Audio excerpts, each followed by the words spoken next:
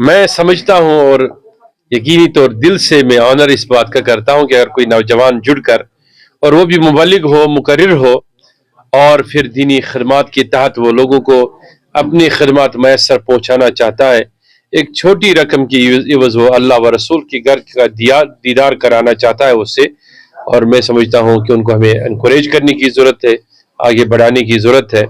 और मौजूदा दौर में जहाँ हम रोना रो रहे हैं कि हमारे नौजवान बेरोज़गार है, वहीं यूपी से, बिहार से एक आदमी आता है, वो यहाँ रोज़गार कमाता है, वो कहता है कि मैं दुबई की मानंद यहाँ रिज़्क़ कमाता हूँ।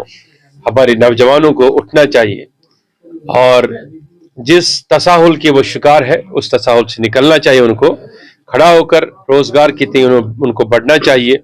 ऐसे हज़ार मौक़े उनके डोर स्टेप उस पर मौजूद है, जब वो दरवाज़ा खोलेंगे तो उन्हें ऐसे मौक़े मिल जाएंगे।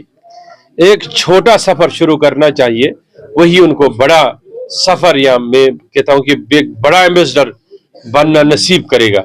लेकिन जब वो एक छोटी कोशिश करेंगे, नौजवानों को चाहिए वालिदैन के होंठों पे मुस्कुराहट और आंखों में कभी आंसू की नमी न हो, और मुस्कुराहट चेहरे पे हमेशा दायमी हो, ताकि उन्होंने अपना सारा कुछ उनके पीछे लगाया है, पढ़ाया है, लिखाया है, इसलिए नहीं कि वो सिर्फ तसाहुली का शिकार, परेशानियों का शिकार घर में बैठे, ड्रग्स को सहारा बनाए, मनुष्यात को सहारा बनाए। वो उठे, अपने कदमों पे उठे, जितने भी वसाइल अल्लाह ताला ने उनको दिए हैं उन वसाइल को बरोए कर लाए और कोशिश करे आगे बढ़े। अल्लाह ताला उनकी राहें खुद ही खोल दे।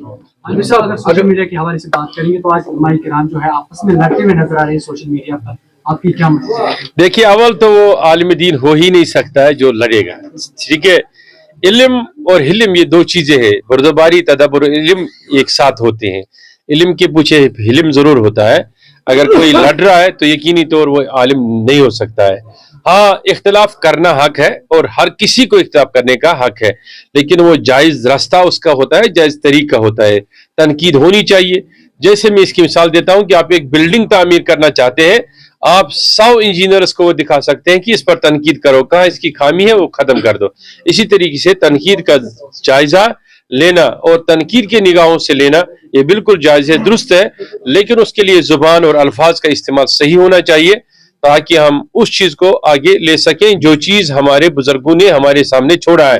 और दूसरी बात है कि जहां तक इख्तिलाफात की आपने बात की कि कोई लड़ रहा है, वो मैं किसी यूट्यूबर की ये शिकायत नहीं करता हूं, लेकिन वो यूट्यूबर हो सकते हैं, सोशल मीडिया के मुफ्ती और सोशल मीडिया के उलमा हो सकते हैं, लेकिन जो हुजूर अलैहिस्सलाम के नाइब होते हैं वो उम्मत को कभी लड़ाने के लिए या लड़वाने के लिए न खुश होंगे, ना ही अपने एफर्ट्स की भी करेंगे। हम सब अगर हम जम्मू कश्मीर की बात करेंगे, बहुत सारे यूट्यूबर्स हैं इस वक्त, वो सोशल मीडिया पे। देखिए, सोशल मीडिया एक ऐसा आईना है अब हमारे पास कि जिसको देखने के बगैर कोई अपना चेहरा अब संवार नहीं सकता है, कि जब आप मोबाइल खोलते हैं तो सोशल मीडिया आपके सामने आ जाता है।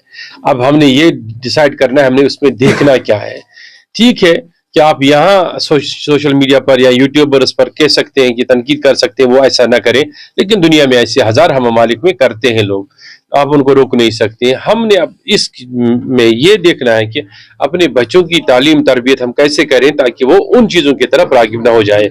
और अगर किसी के व्यूज़ ज़्यादा है, लोग उसको देख रहे हैं, उस यूट्यूबर को भी चाहिए कि ऐसा कोई वीडियो अपलोड ना करें जिससे मनफी असरात हमारी सोसाइटी पर पड़ सकते हैं।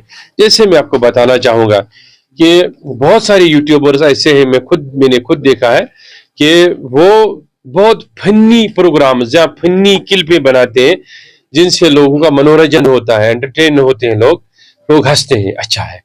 लेकिन उसमें ऐसे अल्फाज नहीं होने चाहिए जो किताब सुन्नत के खिलाफ हो या इंसान को ऐसी रग़बत दिलाए कि हमारे नौजवान नस्ल तबाही के धाने पे जाए। मैं भी महसूस करता हूं कि कुछ यूट्यूबर्स ऐसे गिरे हुए चीजें बनाते हैं कि यकीनी तौर इंसान वो देखने से कतराता है और यकीनी ईमान का जवाल उससे आ जा सकता है।